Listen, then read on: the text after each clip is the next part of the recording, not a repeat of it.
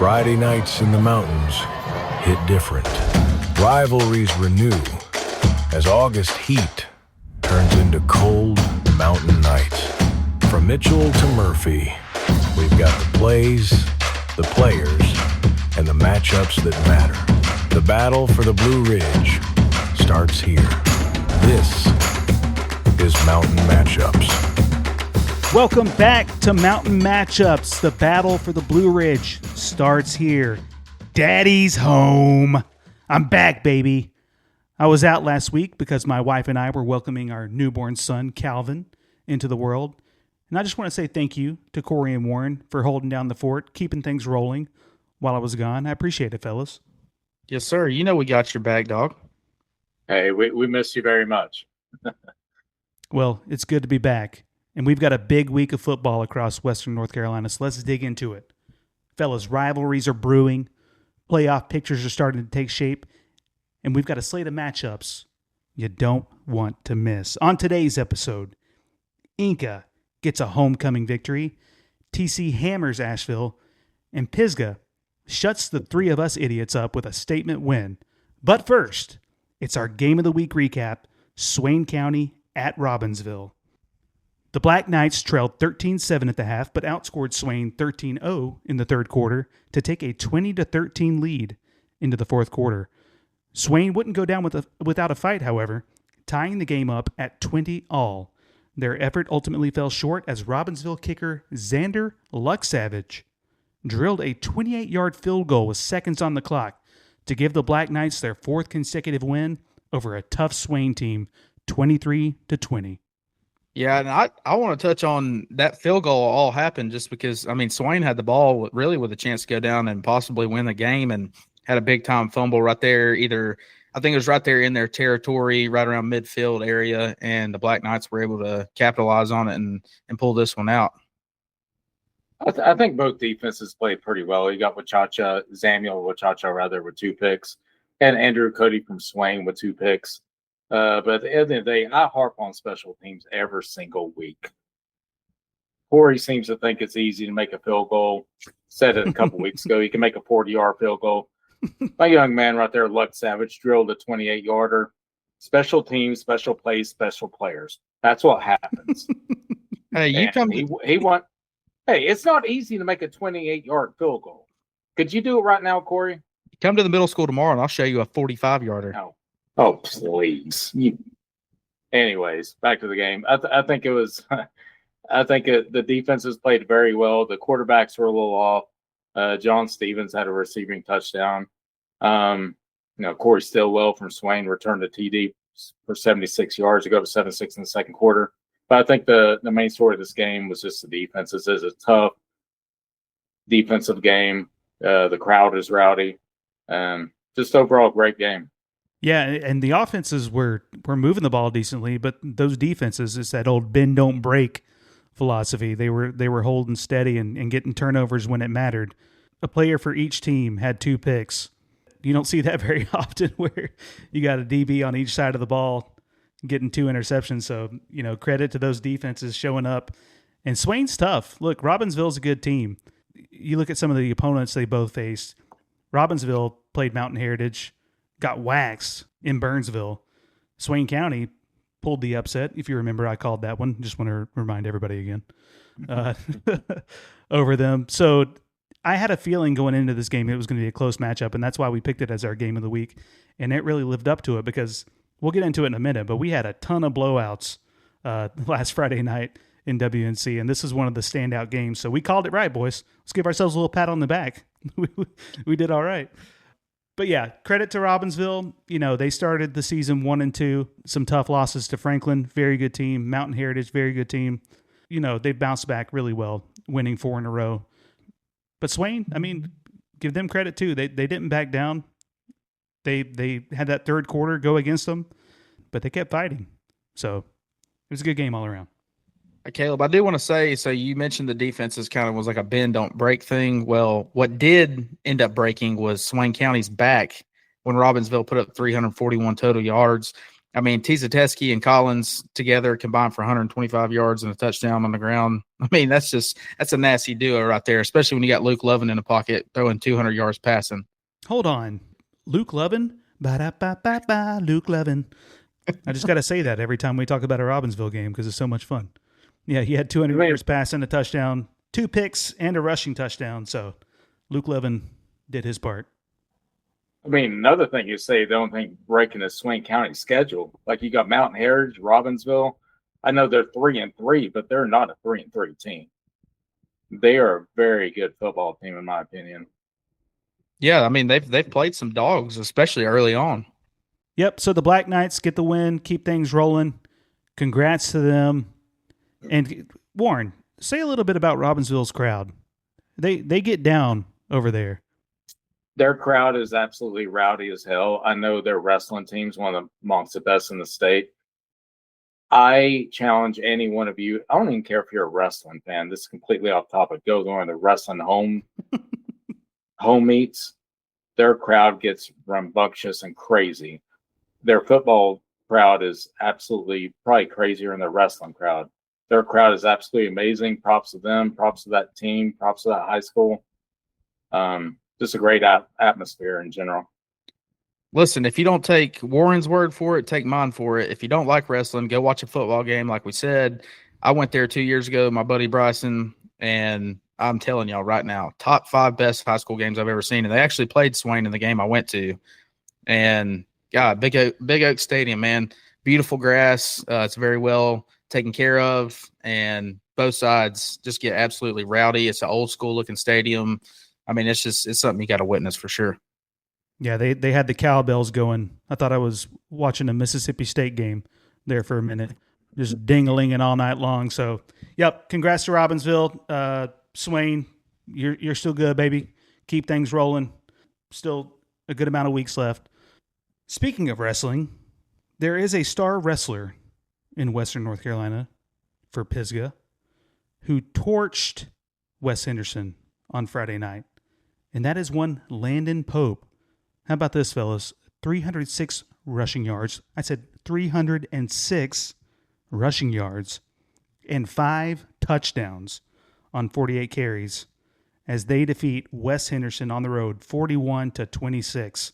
I mean, what a performance. Absolutely absurd. Especially, I mean, you see the 306, that's crazy. Brindley and them giving him the ball 48 times, that's even more crazy. I mean, props to him. I mean, that's what I'd do if I had a kid that could run like that. But, yeah that's wild. Yeah, so the 48 carries, I looked it up. I think they ran 63 total plays. So only 15 plays went away from Landon Pope. The rest was all the Pope show, baby. You think he was sore the next day?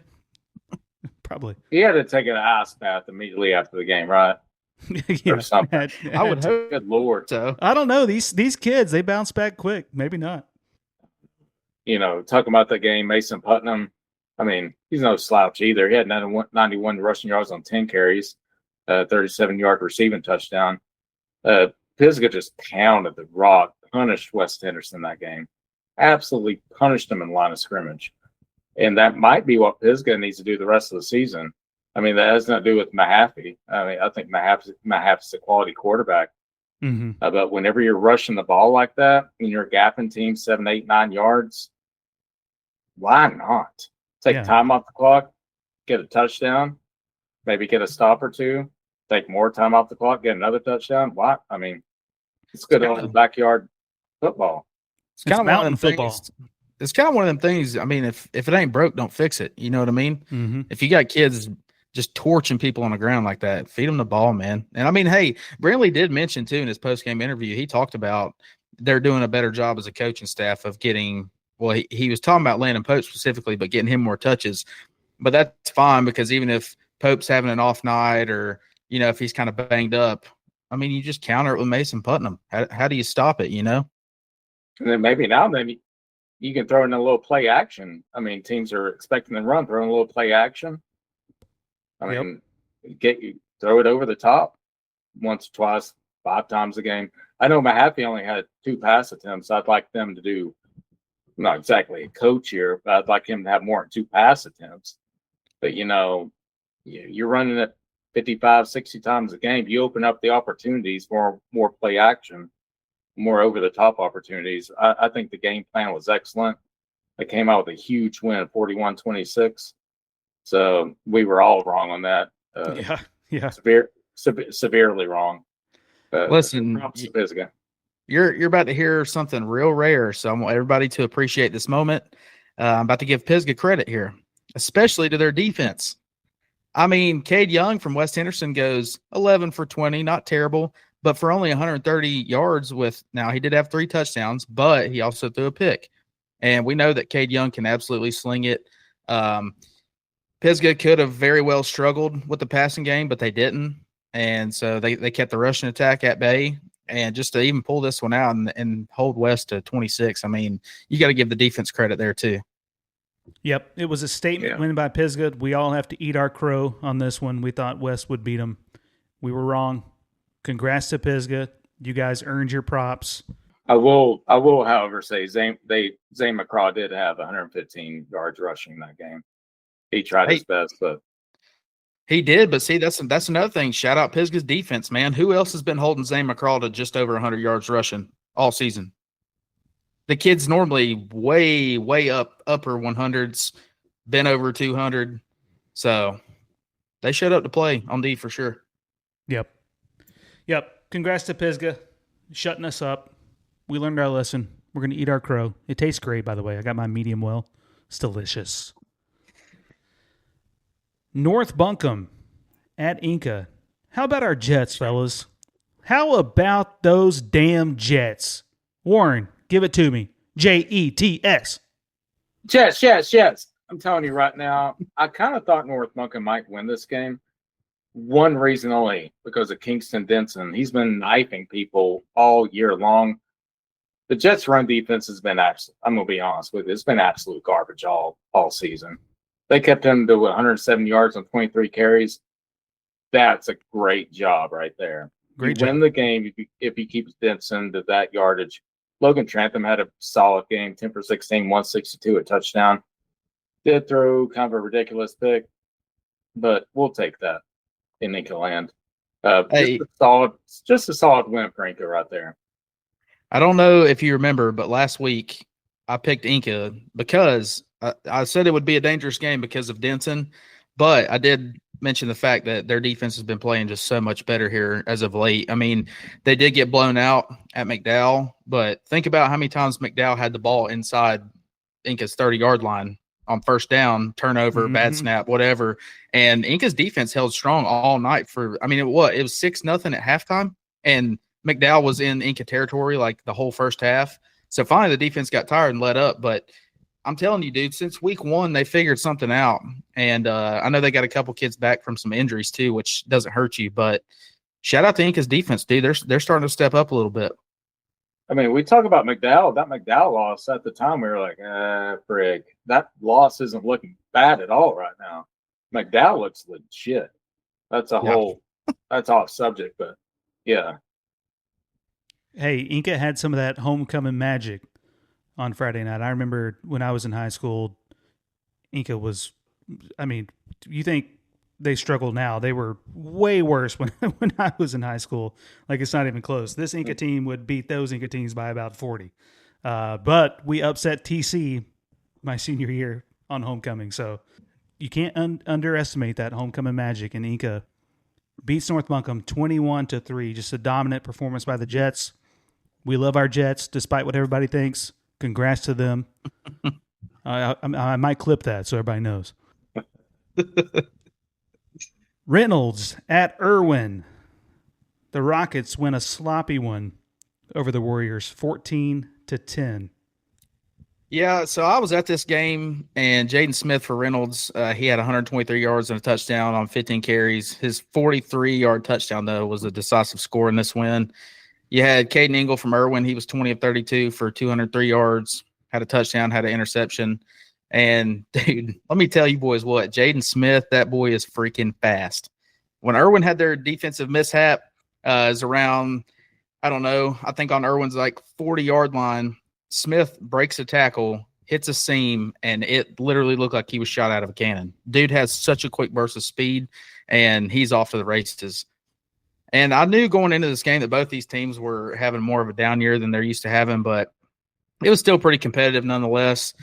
But one thing I do want to speak on is all the false starts for Reynolds. I was texting y'all during this game. I mean, it was mind-blowing. Like, they must have some growing pains going on because, sheesh, I think Reynolds was penalized at least 10 times just on false starts alone. Good. And, yeah, if you want to win the conference, they're going to have to clean that up. I mean, there's just no way around it. You can't be doing that, especially in big-time games. They got away with it against Erwin. We know Erwin's pretty down right now. I want to shout out Noah Hootem. That kid's been showing up for Erwin on both sides of the ball. He had a touchdown Friday night. But Erwin, like I said, Caden Ingle, he had the interception, and they had a really costly fumble as well. So Reynolds definitely took advantage. This is a game that I really thought Erwin should have won. I think they had the capability to win. It's the story of their season. Other than the Hendersonville game, this is one where Rodney Pruitt just needs, after this season, to swap off the slate. Yep. Start over a little bit and be like, this just wasn't our year. Started off with injuries. They still have plenty of talent too. Like it's just not their year. I mean, it happens time to time. But good win for Reynolds. Beat a very talented Erwin team, so can't slot them at all. It's just a sloppy game, but a win's a win. Don't care how it happens, as long as it happens, brother. And Reynolds has had issues with sloppy play all year long. Like in that Reynolds-Murphy game from a few weeks ago, they had so many false starts, so many holding calls. I mean, I don't have any numbers on that, but it was the penalties had to be somewhere in like 20. Astronomical. Somewhere in there. Like, it's just, you can't have that stuff. Now, they were able to get the win on Friday night against Erwin, but, they were losing that game until, Corey, you mentioned that 43-yard touchdown run by Jayden Smith to put them ahead for good. But, just sloppy play, not typical of what you see from these two programs. And if we're being honest, guys, the Mountain Athletic Conference, it's pretty open right now. It really is. I don't see any team that really stands out above the rest. So it's going to be cool to see how that shakes out down the stretch. But regardless, Reynolds gets the win at Erwin. So props to them. Hey, real quick, though, I may get some hate for this, but I absolutely cannot continue to go through this episode without asking Citizen Times what in the absolute heck they got going on over there with the power rankings.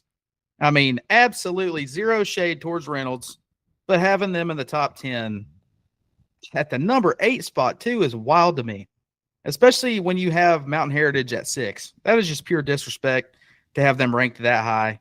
I mean, I don't know. Make it make sense, fellas. Good Lord. You know what that is? That's ranking teams based on tradition and name without demographics without actually looking at what they are this year. And like you said, no slight to them, but they are down this year. I mean, it's the proof's in the pudding. All you got to do is watch them play.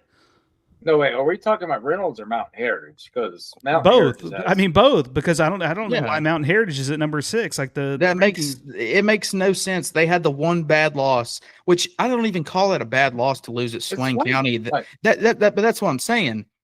That was a close game. It was at Swain, not an easy place to win. They were just in the game with Robbinsville. They were really in the game for a while with Franklin. I mean, Swain's not just some chumps, dude. And every other game that Mountain Heritage has played in, they have blown people.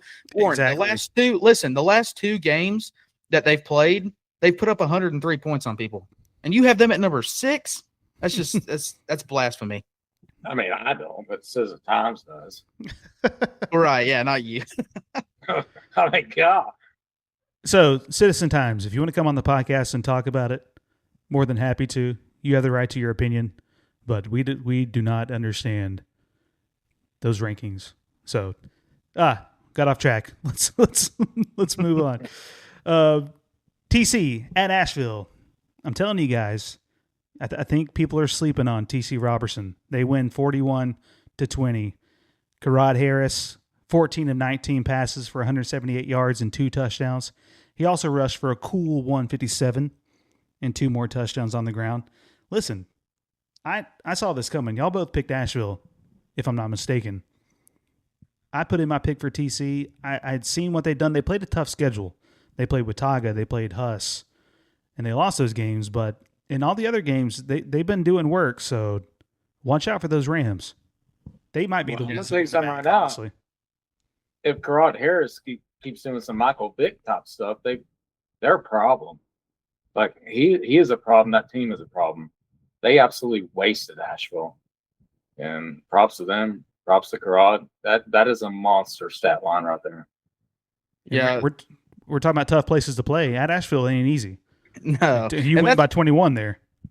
and that's why I went with Asheville. I thought that they would be able to pull it out. I thought they battled some good teams early on. And shout out to TC for shutting me up, Caleb. Whenever you mentioned just a minute ago about how the conference is pretty open, and it still is. I'm not saying TC is just that much more dominant than everybody else, but I think I'm going to go to the TC and Reynolds game. I'm ready to see how it shakes out. I think TC is a lot better than people expected they were going to be. And they're proven playing these tough teams early on and getting experience. It could be open for TC. I don't know. We'll see. I'm interested because they've not really been elite in the conference since like 2005. They used to dominate everybody back then. Yeah. And they've tapered off for a long time.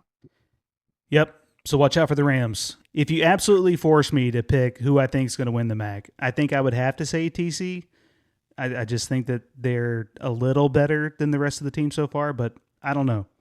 Like I said earlier, it's going to be interesting to see how it shakes out down the stretch. So we'll see what happens. But they get the win at Asheville, 41-20. Smoky Mountain at Brevard. Again, I feel like some of these games we'll just have to run down the stats because there's nothing of note to talk about. They win 54-12. We all saw that coming. We picked the point spread a little short of what it actually was, but the Blue Devils just keep dominating. I mean, what else can you say? They're so good. I'm going to keep harping on Hyphen Thompson win. Anytime he touches the ball, he goes for at least 25 to 30 yards. Yeah. I don't care if it's a screen pass, a little slant. He can catch a punt return and take it to the house. Like that kid, he's probably a man, probably built like a man, is built like a man. He's amazing. He's got a bright future.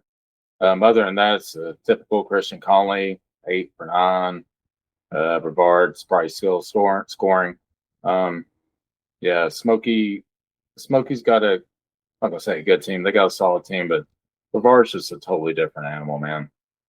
The bad thing is, so like you said, real nonchalant, which I mean it is 8 of 9 passes for Conley. He still threw for 129 yards, and then you have Kessinger threw 5 for 6 for 128 yards. It's like you could game plan against Thompson win, but then you have Conley, Kessinger, Braylon Thompson, Nyrell Skinner when he's healthy.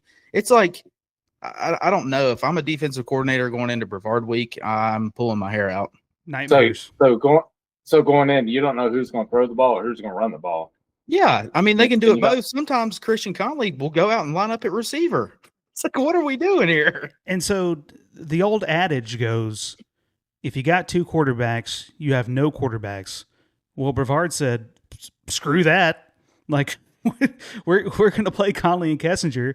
And every week they just do what they do. You see the same names popping up. Thompson win, Conley, Kessinger, Corey, you mentioned Braylon Thompson. You just said Braylon Edwards, going back to the Michigan days. Might as well be. I know, right? Braylon Thompson. I mean, it's just every freaking week. Like, Kessinger had an 83-yard rushing touchdown, and he's not even known for running like that. What do you Brevard is just so good. They're so good. I have an analogy for the Brevard Blue Devils this year. They are the freaking Swiss Army knife of Western North Carolina. That's all there is to it. Brevard played 2 quarterbacks. They were 13 for 15 for what? 120, 230. Who does that? 6. Who does that? 15 for 236 with 2 QBs. And Smoky Mountain is not a bad football team either. It's not like they're playing Andrews or Rosman or some crazy stuff. Nothing against you guys. But that is really that's unbelievable to play two UBs like that does stuff like that. It's like stuff you see in Division I college football. I mean, it's wild. Shout out Luke Coleman. Yeah, he's got that Brevard program rolling right now.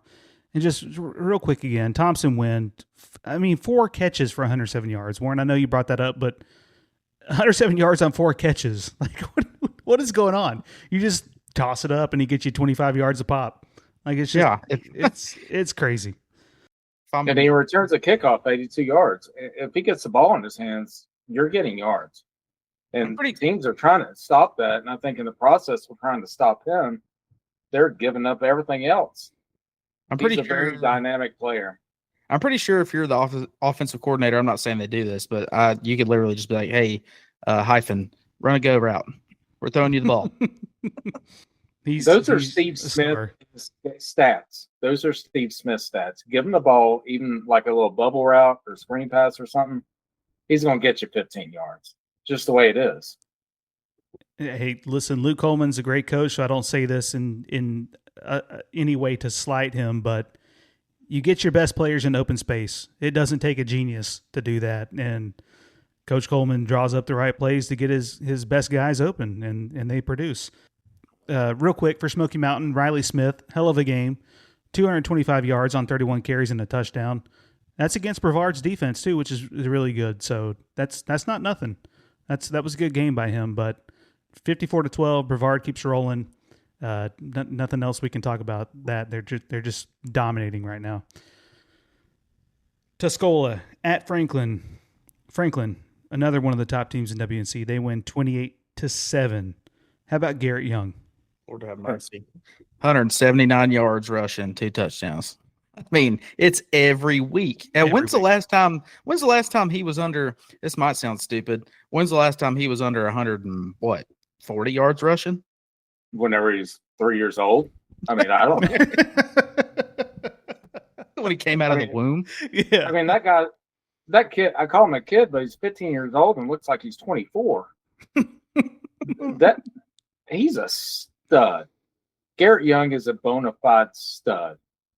And just it's walk in the park for him. He's like, hey, we won 28-7, 179 yards rushing and 2 touchdowns. He probably woke up and did that. he rolls out of bed and gets 30 yards. Yeah. What's crazy is opposing defenses know that that's their bread and butter. I mean, how many times do you see Franklin throwing the football throughout the game? They'll do it here and there, whatever. But I mean, they give Garret Young the ball. That's all they do. And the kid's like, you're still not stopping me. Why don't you go out there and try to tackle him, Corey? Well, no, I couldn't. I'm just saying. That's another one that would be tough to game plan against. It's like, well, that one, you know what's coming, and it's almost more demoralizing that he's still like, no, I'm going to get almost 200 yards rushing. I'm going to score a bunch of times. You just can't stop it. He's a beast. Nothing else to say. They handle business in the wee. Congrats to the Panthers. Madison at Hendersonville. Another blowout. This was blowout city this past week. 56-3. They defeat Madison. The Patriots go down. Couple quick stats from this game. Amir Albany for Hendersonville, 116 yards receiving and 3 touchdowns. It's pretty good. But listen to this. Jaron Ward, 10 of 12 for 272 and 6 TDs. That's a tough night for the Patriots defensive backs, I think. I think ever since Hendersonville lost to Erwin at Hendersonville, there's been a fire lit underneath their ass, to put it mildly. They've been playing very efficiently. Jaron Ward especially. He didn't exactly play that well against Erwin. What are you talking about? 10 for 12, 272 and 6 touchdowns. You can't get any better than that. I mean, Hendersonville is one of the better teams in WNC. I think that Erwin loss lit a fire in them, and I think they're better off for it. Like you said, Jaron Ward, 272 yards on 10 completions. I mean, that's averaging almost damn near 28 yards a reception. Yeah, that's brutal for Madison secondary for sure. And remember, he's not really. This might be his highest yardage game passing of the season, somewhere in there. I think he had like a 300 yarder earlier in the season. It's definitely his most touchdowns thrown. It's his most efficient game for sure. Yeah, for sure. 10 of 12. That's good stuff. So yeah, Hendersonville rolls. Another blowout. Mitchell at Owen. I had faith in the Warhorses. I picked them. You guys took Mitchell. I should have listened to you. They win 40-7. Yeah, you know why I went with Mitchell? I was hoping, that the Warhorses would keep the mojo going playing at home and that they could pull it out, but I knew Mitchell would probably be a little too strong. I mean, Mitchell, they're the only team to knock off McDowell this season. So that's why I had to go with the Mountaineers in this game. Yeah, I was going to talk about College Pittman. We talked about him in the preseason. Yeah, he's had a pretty solid year. I thought he had a little bit of a better year, but he had 11 carries for 135 yards. That's the College Pittman I know. And, good for him and good for Mitchell. Big win for them against Owen. Yeah, that's the College Pittman, Are you guys do you text each other? You like, hey, good game, buddy? No, I don't want to go to jail. Hey, but hold on though. Don't forget about Hayden Webb. He also rushed for 127 rushing yards and 2 touchdowns on 7 carries. So little double dose there, boys. 127 on 7 carries. That's I can't do the math off the top of my head. I think that's quite a few yards per carry. Pretty good. So that Russian attack was happening for Mitchell. Yep. But hang in there, Owen. Like we've talked about in past episodes, you guys are building something. We see it. Keep digging in, baby. Cherokee at Hayesville. This one was pretty good. Hayesville, 37-28. How about their quarterback, Peyton McGaha? Threw 2 touchdowns, rushed for 2 touchdowns, and he had 2 2-point conversions. Not a bad night for the quarterback for Hayesville, huh? No, that's a solid night from him. No doubt about it. I mean, I don't remember hearing too much about him earlier in the season, but Trey Graves, I mean, how many times do we talk about him each week? I mean, from a little old school like Hayesville, not really too close to us. We've talked about Trey Graves' name a lot, and he had 167 yards on 22 carries and a touchdown. I mean, he's another one of them cats that he's getting over at least 150 yards just about every game.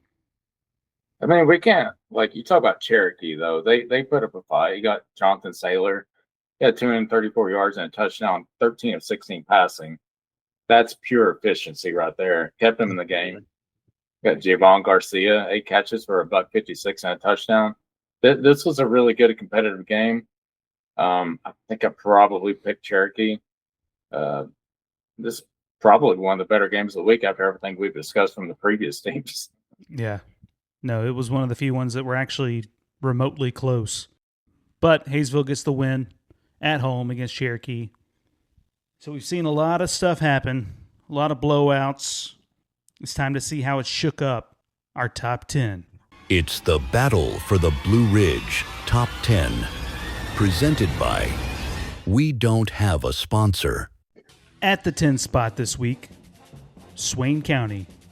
At number 9, McDowell. 8, West Henderson. 7, Murphy. 6, Robbinsville. 5, Pisgah. 4, Hendersonville. 3, Franklin. 2, Mountain Heritage. 1, Brevard. That is your Battle for the Blue Ridge Top 10. Fellas, how do we feel about this week's rankings? I feel good about it, but I know you want to talk about TC and Swain at the 10 spot. Yeah, so in my individual top 10, I picked TC over Swain. I just think Swain having that loss hurts them a little bit. The body of work maybe isn't quite there. I mean, the only game that they really have to hang their hats on right now is the Mountain Heritage game, which, don't get me wrong, that's really big for them. But again, maybe I'm just being a TC stan over here. I just think that they're better than what people think. I think everyone's sleeping on them. I don't know. I had to put them in that 10 spot over Swain.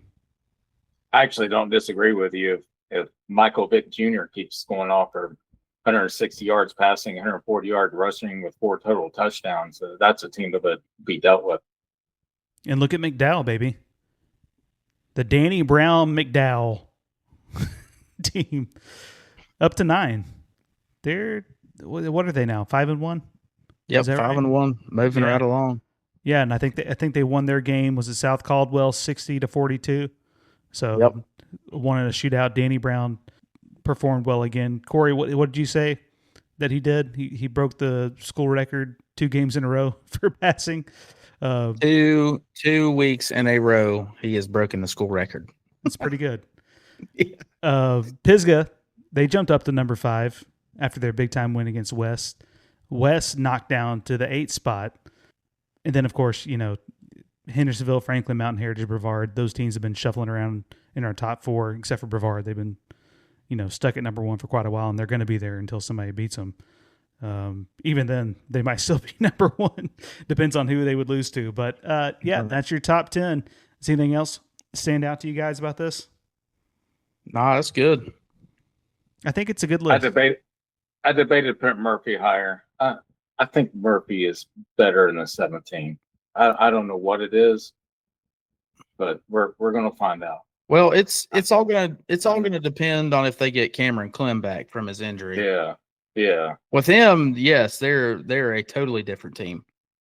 Yep, and they play Robbinsville this week. So, the loser of that game is in jeopardy of falling out of the top 10. So we'll see how that shakes out. You think so? Look, they're at the 6th spot and the 7th spot.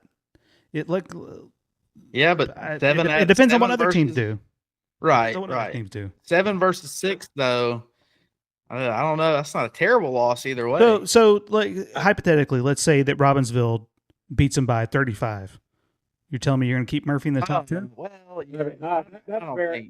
I don't think that's hypothetically, we could say Brevard loses to Enka Middle by 45. That doesn't mean it's going to happen. Whoa, hold on. If I got anything to do with it, they will. That's no slide against Enka Middle or Brevard, rather. Sorry. Sounds like it was. No, I'm not sure any Enka Middle fans that are listening right now thinks their team could stand up to Brevard. I think that's okay to say. Why don't you call Mom, see what she thinks? Now, if some people in Candler get mad about that, then we're gonna just block them on. Yeah, that's pretty wild. But anyways, that is your top 10, and now it's time for our certified Dawgs of the week.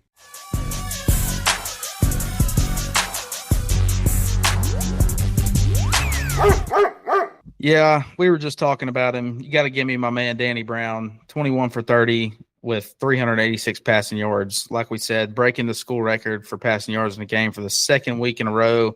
He had 6 TDs, only 1 pick in last Friday's matchup with South Caldwell. Danny Brown, sir, you're a certified dog. My pick for certified dog of the week is Jaron Ward from Hendersonville. We talked about it. 10 of 12 for 272 and 6 TDs. Boys, you know how much I love efficiency. 10 of 12 for 272 is about as efficient as it gets. Jaron Ward, you are a certified dog. My dog of the week is Landon Pope. 48 carries, 306 yards, 5 touchdowns. He's also up for a high school on Sports Illustrated National Boys Player of the Week. It's very important that anyone that listens to this or actually even gives a crap about it goes and votes for him. It's important for Western North Carolina. It's important for us. It's important to him. So that's my certified dog of the week. Why don't you just go ahead and wrestle him already? No. I don't think I'll pass on that. I don't want my back cut in half. Warren's going to lose to Landon Pope in wrestling and then text Scotch Pittman about it. Hey, you beat me up. Okay. It's time for our Game of the Week preview. They call it the County Clash. Pisgah and Tuscola, just 9 miles apart, fueled by decades of bad blood. This isn't just a game. It's pride. It's bragging rights and county dominance on the line. These rivals hate each other. And this Friday night, under the lights, only one walks away with Haywood County bragging rights. I think this game comes down to 2 things for me. If the Mountaineers want to pull this one off, can Tuscola slow down Pope, and can Jet Bartley keep from turning the ball over, which we know he's struggled with in previous games. If Tuscola wants a chance, they need a solid game out of Bartley. Wouldn't hurt for Sam Trantham to have a decent night on the ground either. I think it's going to be a good game no matter who wins this one. I mean, it's Pisgah and Tuscola, man. Caleb, like you said, they're 9 miles apart. It's almost like UNC and Duke, 8 miles apart. It always delivers. Warren, we going, baby? Hell yeah, we're going. Caleb, you going? Yeah, let me bring my newborn to Tuscola Pisgah. If I take him put some there, little- Tuscola fans are probably going to try to sacrifice him so they get the win over Pisgah. You can put some little headphones on him. He's my firstborn son. Please, we'll do anything to beat Pisgah. We've lost 8 of our last 10. Yeah, it's going to be a good game. I think, to state the obvious, Tuscola's got to stop Pope and Putnam on the ground. You look at the rushing yards per game, 222.4 for Pisgah. Tuscola has a more balanced offensive approach. They've got 157 yards rushing per game and 127 yards passing per game. So, yeah, again, you got to stop Pope. If you don't stop Pope, you're dead. Rest in peace. So let's get into our picks. All right. Well, let me start things off here. So this one, it's in Waynesville. It's at CE Weatherby at Doug Brooks Field. The Mountaineers, I feel like they're hungry for a win. I think the fan base is going to show up. I think that everybody's going to be pumped. It's going to be packed. They're going to play with a lot of energy. But, however, it doesn't matter because Landon Pope's got enough energy for everyone involved. Give me Pisgah by 7. He did it again. Warren, he did it again. He did the switch up. Well, it's about time. Warren, who you got? First of all, I just want to say this is a fantastic rivalry. However, Pisgah's gone 8-2 against Tuscola recently. But you have players like Bartley and Trantham from Tuscola. You have players like Pope and Putnam from Pisgah. You have the community pride and passionate fans and players for everyone in Haywood County. Doesn't matter if you live in Bethel or Fines Creek. That being said, Landon Pope carried the ball 48 freaking times last week for over 300 yards, punishing West Henderson. But at the end of the day, it doesn't matter if it's 48 or even 38. It's going to be checkmate Friday night. Hell, he might even end up as an inmate after he's done with you guys. Damn thing down. This might be a brown bear, but it doesn't matter if it's a brown bear, a black bear, a polar bear, grizzly bear. Give me Pisgah by 15. Give me Pope and the freaking Bears. Let's go. Oh, man. We got Warren Corso. Freaking Pisgah Bears in Waynesville. You can't hear us right now because his headset's off, but Warren pulled out the mask. Little Lee Corso tribute. He's got Pisgah winning. Yeah, I'm on the Pisgah train with you guys. Learned my lesson from last week. They dominated West. I got Pisgah by 8. It's going to be exciting to see what happens. Warren, that mask is amazing. Yeah, it's also very suffocating. Can you breathe? Take a deep breath, buddy. Let me start sweating. All right. God dang. Let's move into our quick pick 9 for the week. We'll recap our standings real quick. Corey is 45-14. It's pretty good, Corey. It's pretty good. And then me and Warren are tied at 37-22. I just want to say real quick, Warren went 8-2 last week, so good for him. Impressive showing by Mr. Warren. So let's get into these games. First one, we got Polk at Madison. Corey, start us off. I think Madison bounces back after last week and after what I've seen out of Polk against the teams like Owen and forget who the other game was. But I think Madison's just got too much firepower for him. I'm taking Madison by 14. Yeah, I just think Polk's having a little bit of, they've had it down kind of last couple of years, but I'll take Madison by 10. You know what? I'm going to flip the script on y'all. Give me Polk by 14. Whoa. They go on the road at Madison, win by double digits. Watch it happen.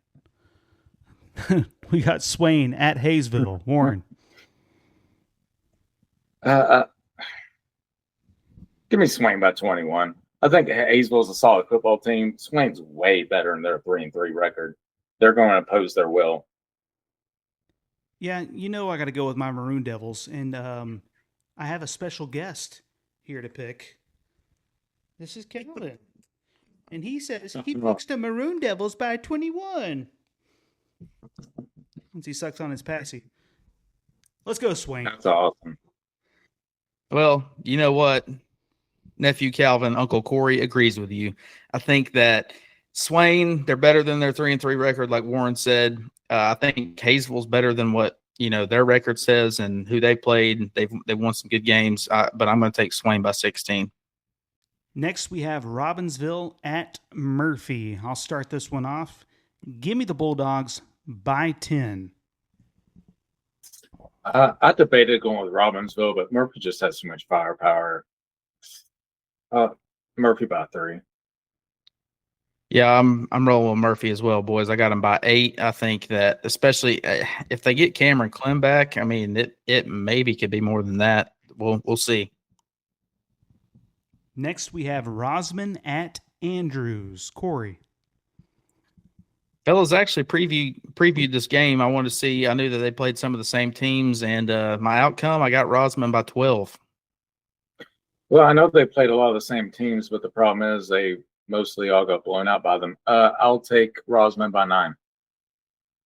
Another one. I'm going to flip the script on y'all. Give me Andrews by 8. The home team pulls through over Rosman. What are you laughing at? I'd like to see it. You ain't going to be laughing on Friday night, buddy. I can tell you that much. Next, we got West Henderson at Smoky Mountain. Warren. After Smoky Mountain's performance last week, I got to take West by 14. Yeah, and I'm right there with you. I think after the way that Pisgah just absolutely demolished West Henderson on the ground, I think they're going to step up big on the defensive side of the ball this week. And, seeing how Smoky Mountain struggled with the rushing attack, I think that West Henderson is going to feed Zane McCraw, and I got West by 10. Yep, it's a clean sweep for the Falcons. Give me West Henderson by 13. Franklin at North. We've talked a lot about North being a sneaky team. They're a tough out. I still think Franklin wins big. I've got him by 17.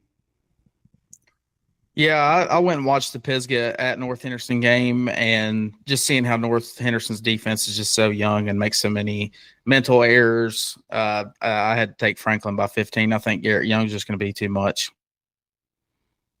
Now, Franklin, I know you boys are listening to me right now. I said last week I wasn't going to pick you guys, or I wasn't going to pick against you guys for the rest of the season. North Henderson has a really good rushing game. Picking you guys by 18, be wary. Be very wary. Upset alert right there. Oh, so you think North could upset them, but you got Franklin by 18? I really think North Henderson's going to give him a great game. All right. But you have enough confidence to pick Franklin by 18. I'm not picking against Franklin for the rest of the year. I said that last week. Yeah, I'm thinking about Franklin's going to win a state title. Oh. I believe it in my heart. I said that last week. I'm saying it again. It's going to happen. You want to get Jay Brooks on the episode, just like we had Luke Coleman last year when they're deep in the playoffs? He might hit you with a belt. Yeah, he might beat me up. I don't know. But yeah, Franklin's going to win the state title this year. All right. Bold prediction from Mr. Warren. North Buncombe at TC. Corey.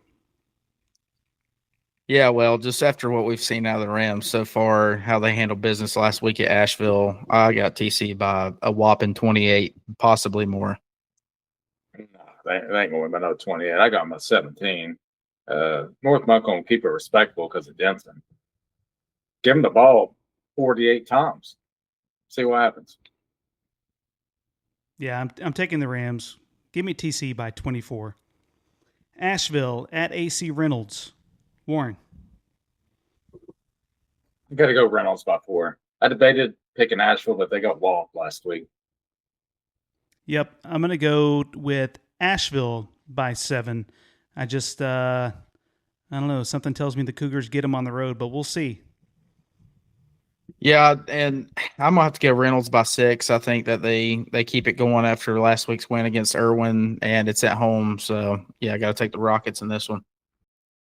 And last, but certainly not least, Enka, coming off that win against North Buncombe, 21-3, they go into Erwin. I think their winning streak ends at 1. Erwin by 16. We all grew up with the Patton Bowl, right? The Battle of Patton Avenue, this and that. Enka Erwin's a legit rivalry. It's no Tuscola, Pisgah, not even close, but it is a legit rivalry.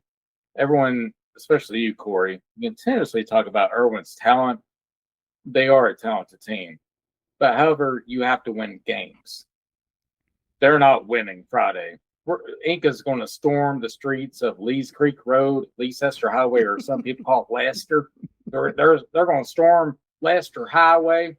The Jets are going to land thanks to Jeff Brady. Enka by 3. Let's go. Yeah, I would honestly, if this game was at Enka, which it should be, I don't know why they're having to play at Erwin 2 years in a row. Realignment this, realignment that. I don't give a crap. But it's not at home. Unfortunately, it's at Erwin. I think Erwin's going to be a little pissed off about the loss last week against Reynolds that they feel like they should have won. Got Erwin by 13. But listen, Enka fans, Enka players, I know y'all listen because you clearly get mad at me every time that I pick against you. Prove me wrong. I want to be wrong. Yep. Prove me and Corey both wrong. We're rooting for the Jets. Hope you guys win. And that's it. Another episode of the Mountain Matchups podcast down. I am holding a baby that has a poopy diaper. So we need to wrap this one up, fellas. It's been a blast. Hey, I love you guys. Yeah, love y'all very much. Always enjoyed it. Me and Warren had fun last week, but Bubba, it's never the same without you.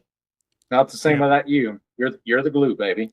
Well, I mean, I'm nothing without you guys, but I'm glad to be back after only a week off. That's not too bad on 4 hours sleep with a newborn. So, with that, we conclude another episode of the Mountain Matchups podcast. We'll see you next week. Love you guys. Love you. Love you, Brian.